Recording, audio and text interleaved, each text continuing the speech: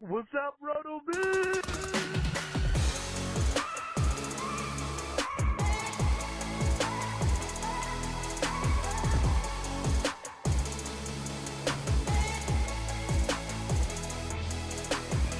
Welcome into the RotoViz Fantasy Football Show. I'm Dave Caban with another GLSP focused episode as we gear up for week 3 of the 2024 fantasy football season. In this episode, we're going to be looking at wide receiver and tight end game level similarity projections. And we're going to try to find a couple of players that, maybe are flying under the radar this week that you can incorporate into your lineups. We'll also talk about some high profile players and what we can expect from them this week. Before we hit a drop and get into the meat of today's episode, I just want to remind you, you can go to RotoViz and subscribe using the promo code RV Radio 2024, and you'll get 10% off of a 1-year subscription.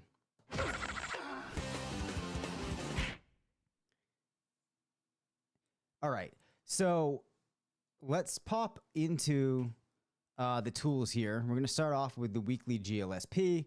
If we look at wide receivers, a name that might pop out to you right away is Keenan Allen. And this is because he has an average PPR projection this week based upon his comparables in the tool that gives him an average PPR of 21.4 points.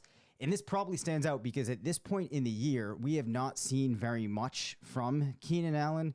But what we need to keep in mind here is that the tool has him waiting in some capacity 4 games in one component, 2 games in another component that we would have seen from him in his time in Los Angeles. Now, this season has been very different for him. With a target share that's taken a pretty significant dip. And on top of that, playing in an offense where there are other players pushing him for the role of the best wide receiver on the team. So I would take this one with a little bit of a grain of salt here. What I do want to note, though, is that though we see this strong projection for Keenan Allen, given the way the GLSP's math works, if you look in the wide receiver cornerback alignment tool, one thing that would stand out, and I wrote about this in my passing game matchup article, is that the Chicago Bears are playing the Colts this weekend, and the Colts struggle the most against wide receivers that operate out of alignments out wide. And for Chicago, we've seen DJ Moore having the overwhelming majority. He's really the main focus for the team at wide receiver lined up out wide. So he's positioned pretty well from that aspect. Odunze has kind of shifted around the formation more, and as we would have expected, Allen has largely been out of the slot in his time there in Chicago. Another team that is worth noting, you have Nico Collins and Tank Dell both coming in the top 5. Now, one piece that the GLSP is not going to be aware of is the presence of Stephon Diggs in Houston. I have him pulled up here in the GLSP, but if we take a quick look at Tank Dell, I think he might getting a little bit overinflated this week because the average stat line of his comparable players would give him around 9 targets, 5.7 receptions, 78 yards. And something absolutely insane here is that 90% of his matches found the end zone against teams like Minnesota, which is wild. I don't believe that in all my years, I'm seeing a couple of really interesting results this year. This is definitely one of them. In all my years of doing GLSP, I've never seen a player at wide receiver, I believe, with 90% of his matches recording receiving touchdowns. That is absolutely wild. So even if we adjust for the fact that you have Diggs there, and that might be too high of a number of raw targets for Dell, you could probably still feel pretty good about him. A lot of this goes back to what Minnesota has been doing when it comes to facing off against wide receivers and the number of points that they've surrendered. I believe I wrote in the Matchup Raider article that since week 11 of last year, Minnesota's allowed 6 wide receivers to post 20 plus PPR performances. We've seen Amon-Ra St. Brown torch them multiple times. DJ Moore dropped a 22.4 point performance on them. Jaden Reed a 26.9. They've just given up a lot of notable performances. Now, Dell this year has seen 7 targets in week 1, just 4 last week. And that might make us temper our expectations just a little bit for Tank Dell. But given that he has 27% of his matches in the 15 to 20 bucket, 15% in the 20 to 25 bucket, and 25% beyond 25, I think the larger takeaway here is that you can expect Tank Dell to be well positioned to have his best game of the season. And perhaps this is the time where we see Nico Collins doing Nico Collins-like things, but Dell is the second option from a fantasy scoring perspective this week and puts together a really solid game. If we continue along here, I'll call out Malik Neighbors quickly. And the reason that I want to call out Malik Neighbors is his GLSP this week positions him inside the top 10 at wide receiver. Now, one thing that I have noticed is with wide receivers, when we see them pop that high in the GLSP this early on in the season, that generally signals this is the type of player that we're going to continue to just see throughout the next couple of years, routinely finishing that strongly, not only in the GLSP, but in the actual outcomes on the field. Now, with a player like Neighbors, this doesn't come as much of a surprise at all based upon our expectations heading into the year and what we've already seen from him. But I really do think that this is a milestone that is worth calling out. His GLSP against Cleveland assigns him with 9.8 targets, 6.6 receptions, 79 yards, and 50% of his matches found the end zone. 20% of his matches going beyond 25 points. You have some upside. His largest bucket in terms of percentage distribution would be the 15 to 20, with 34% of his matches landing inside of that bucket. Quick reminder for those of you just listening to the audio, I will be posting videos that incorporate all of the tools, and you'll be able to see as I'm talking about the GLSP, for example, what these buckets actually look like, and it can add a maybe a layer of context that's missing if you've missed previous episodes where we talk about exactly what GLSP is and how they are put together. And also on our YouTube channel, I have some tutorials that talk about GLSP. So going back to all players, Zay Flowers, maybe recording the strongest GLSP projection that we've seen for him this year. And Baltimore this weekend will look to establish itself against Dallas, a team that has not lived up to expectations at this point. Of course, Baltimore, you could make the same case for. They will be looking to rebound here against Dallas. Flowers' average stat line would give him 9 targets, 5.9 receptions, 72 yards, and 50% of his matches found the end zone. 28% of his matches going between 10 to 15. Only 6% of his matches failed to get to 10 points, and 18% going beyond 25. So a very good outlook for Zay Flowers. Calvin Ridley also finding his way into the top 15 this week in his matchup with Green Bay. But now let's see if we can find some wide receivers that you might be a little bit more on the fence about. Just to let you know where Marvin Harrison Jr. falls out, he comes in at wide receiver 16 this week, an average PPR of 15.2 against a Lions defense that has been pretty favorable to wide receivers. Amari Cooper against the Giants draws the 18th highest wide receiver GLSP on the week, which assigns him an average PPR of around 15. The problem for Cooper is his season has been off to a very, very poor start. Now, I did focus on the Browns in part 2 of the matchup article that was published today. And one of the things that I noticed is that Amari Cooper has primarily been used out wide by a pretty good margin.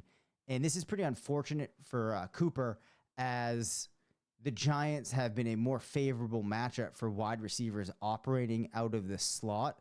And if you look at players in recent weeks that have had good games, very few of them fall into what you might consider the profile of a player like Cooper. So my feeling is, if you are one of those managers with a strong wide receiver team, like many of our listeners and viewers are, you probably can think about going a different direction than Amari Cooper this week. Rashid Shaheed with 13.5 average PPR, landing in what would make him a wide receiver too. I have Rashid Shaheed on some teams. I'm going to try my best to get him into my lineup. He will be opposing the Eagles. Now, the Eagles have been a bastion of wide receiver fantasy scoring in recent games. Rashid Shaheed, his line only calls for 5.5 targets, but he's expected to convert 3.5 receptions, 58 yards. But where things look very good for him, 70% of his matches finding the end zone against teams like the Eagles. Gets 14% of his matches beyond 25. Has a fairly flat distribution through the other buckets. But I think that this is one where you're feeling pretty good about Rashid Shaheed. I also think those of you out there, those Chris Olave managers that have been waiting for him to put together an explosive performance, this just might be the weekend that we see it. Heading back to all players, Demarcus Robinson this week has a pretty strong outlook against San Francisco.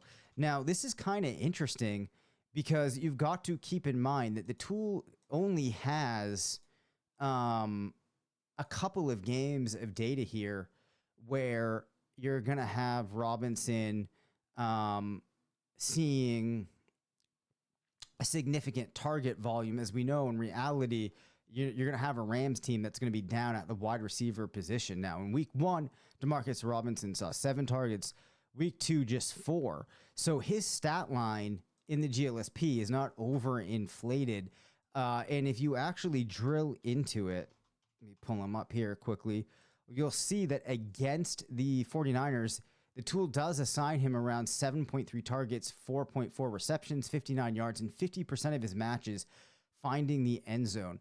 Now, I haven't drilled into this game from a alignment passing matchup perspective, but Robinson is probably a player that you could do a lot worse than this week if you're searching for a fill-in.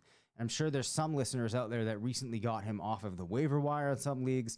You can feel okay about putting him into your lineup. I definitely think there's a case for him over other options. If we continue along here, let's see who else we have. So Darius Slayton against Cleveland performs decently in the GLSP. The player that I would point you toward, though, is Wan'Dale Robinson. Now, in the GLSP, I do not believe that he scores what you might consider to be a notable projection that's, materially different than what you'd expect from him in an average week. Yeah, we can see it assigns him against Cleveland 6.4 targets, 4 receptions, and 41 yards. But a weaker week for him because his matches failed to find the end zone. But what I would say is that he matches up pretty favorably with Cleveland. So he's another player, if you're looking for a fill-in, that I think you could turn toward. Granted, Malik Neighbors will see the lion's share of targets there. But Robinson matches up very nicely with the Browns. Continuing along here, Terry McLaurin and Cortland Sutton, kind of rounding out the group of wide receiver 3 receivers this week. Let's drill in a little bit more here on Terry McLaurin. And of course, the context that's missing here is that in some of the games in his sample, his quarterback was not Jaden Daniels. So his average stat line assigns him with around 6 targets, 3 receptions, 51 yards, 30% of his matches found the end zone. His upside is pretty limited, and you actually see 31% of his matches going between 5 to 10, 24% under 5, which would lead me to have to recommend that those of you with wide receiver heavy teams, he's one of the players that you're going to consider putting on the bench. Josh Palmer matches up nicely with Pitt in the GLSP's opinion. Then you have Cortland Sutton against Tampa Bay with a decent projection, giving him an average of 10 PPR. Jordan Addison, if he plays, the GLSP likes his chances of approximating a wide receiver 3 finish. Also, he has a pretty decent matchup with the Texans secondary. We'll take a quick look here just to see if we have any. Actually, let's take one look here at Courtland Sutton before we move on. And the other thing I'll remind you is that though I won't be able to do these GLSP shows live this year, if you send in questions to rvffshow@gmail.com, rotovizradio@gmail.com, or you can even send me a message on X at Dave Caban FF, I'll try to incorporate those into the show. I think sometimes it's more useful for listeners if we have specific examples and we can talk about the process of how we use the tools to make our selection when trying to narrow things down between a selection of players. So Courtland Sutton against Tampa Bay, stat line would be an average of 6 targets, 3.4 receptions, 49 yards, 30% of his matches finding the end zone. Can't say that we really love Sutton this week, despite a GLSP that puts him on the fringes of wide receiver 3 territory. And that is because though he does get some matches that found their way into the 20 to 25 and 25 plus buckets, 40% of his matches going between 5 and 10, and an additional 27% going under 5. So given what we know about the Broncos offense this year, given that we haven't seen this offense look like one that could be pretty explosive, I think you're going to need Sutton to try to grind out a game. I'd rather go for an option where maybe, 3 or 4 targets is enough to give upside in that this player could be a threat to break a big play, long touchdown, something like that, which I think it's hard to expect that from Sutton at this point in time. So we've talked about wide receivers now for around 17 minutes. I'm trying to keep these episodes between 20 and 25 minutes. So we should probably pivot now and make our way to tight end. 4 tight ends this week. David Njoku, who's been banged up, would be the tight end 1 given the GLSP's expectations in his matchup with the Browns. George Kittle has had some strong games in recent weeks against the Rams, would be the second tight end on the week. Jake Ferguson, who missed last week against Baltimore, matches up pretty nicely. Kyle Pitts, let's take a look at what the GLSP expects for him against Kansas City. I would imagine that if you have Pitts, he's in your lineup, but let's just take a quick look. So against the Chiefs, he's an average stat line of 5.6 targets, 3.7 receptions, 43 yards. 50% of his matches did find the end zone, so he actually manages to get 23% of his matches beyond 15 PPR. Isaiah Likely against Dallas draws a pretty decent matchup, or GLSP, with an average of 10.1. Mark Andrews at just 7.8. Cole Kmet would look like a decent option given GLSP with him at 9.3. But I don't think that you can really view Kmet as a viable fantasy option this year, even if some of the tools are pointing in that direction, until we see something different out of that Chicago offense. And with the pecking order there this year, we're just not going to see from Kmet those one-off performances that we might have seen last year or going back around 2 seasons where he was fairly consistent. It's going to be hard to expect anything like that from him unless he proves us otherwise. Chigo Okonkwo will be facing the Packers. He has an average stat line that gets him to 9.9 PPR. And if we drill into that a little bit more, we'll see that his comps average around 5.4 targets, nearly 4 receptions, 36 yards, with 40% finding the end zone. So let's pull him up versus somebody like Isaiah Likely, who has an average stat line that calls for 6.4 targets, 4.4 receptions, 49 yards, just 10% of his matches finding the end zone. Given that we would expect Mark Andrews in most cases to out-target Likely in this low touchdown rate, I'd rather go with somebody like Okonkwo this week than put in Likely. Zach Ertz, Dallas Goedert on the fringes of tight end 1 territory. So tight end fairly chalky this week. Let's take a quick look, though, at Dallas Goedert. I can imagine that we have some listeners who kind of waited on tight end, then maybe grabbed Goddard and another tight end in that tier. So Dallas Goedert against New Orleans, an average of 6 targets, 3.9 receptions, 41 yards, and just 10% of his matches finding the end zone. He gets 48% of his matches in the 5 to 10 bucket, 23% falling below 5, 19 in the 10 to 15 bucket.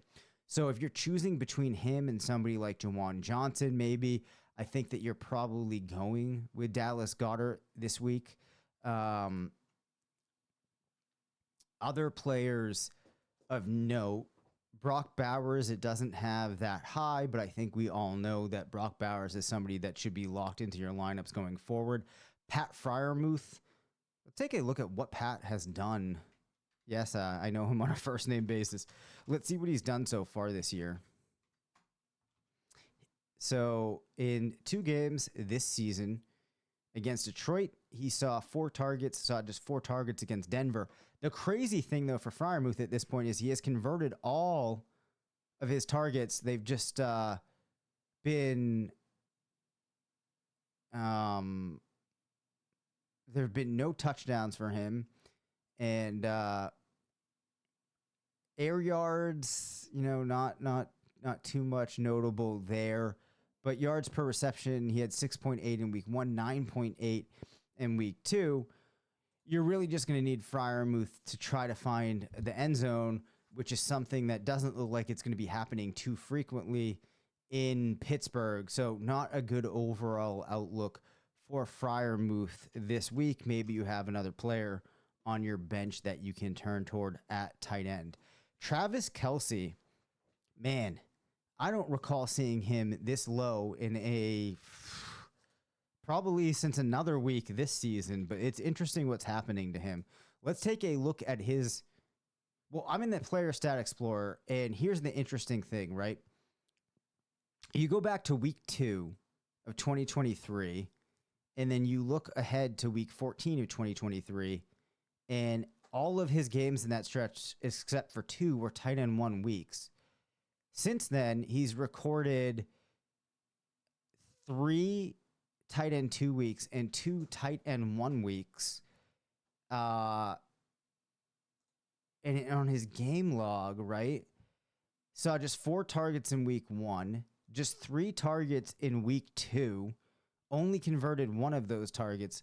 On the year, has just 4 receptions for 39 yards, if I'm doing my math correctly. So it's not a surprise that the GLSP does not like him. And that is because now in the game range that the tool is looking at, Travis Kelce has not been a good tight end. And we see this reflected by the fact that his comps only averaging 4.8 targets, 3.2 receptions, 31 yards, and none of them found the end zone. As a result of that, you do not have a single one of Travis Kelce's matches going for 15 or more points, just 11% in the 10 to 15 bucket, 55% in the 5 to 10 bucket, and 34% in the under 5 bucket. So here's the deal.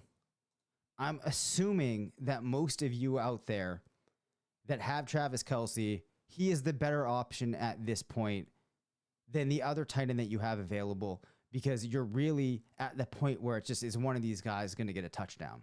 And maybe we see things revert and Andy Reid and Patrick Mahomes make it a point to get Kelce involved, or things just naturally work out in this game.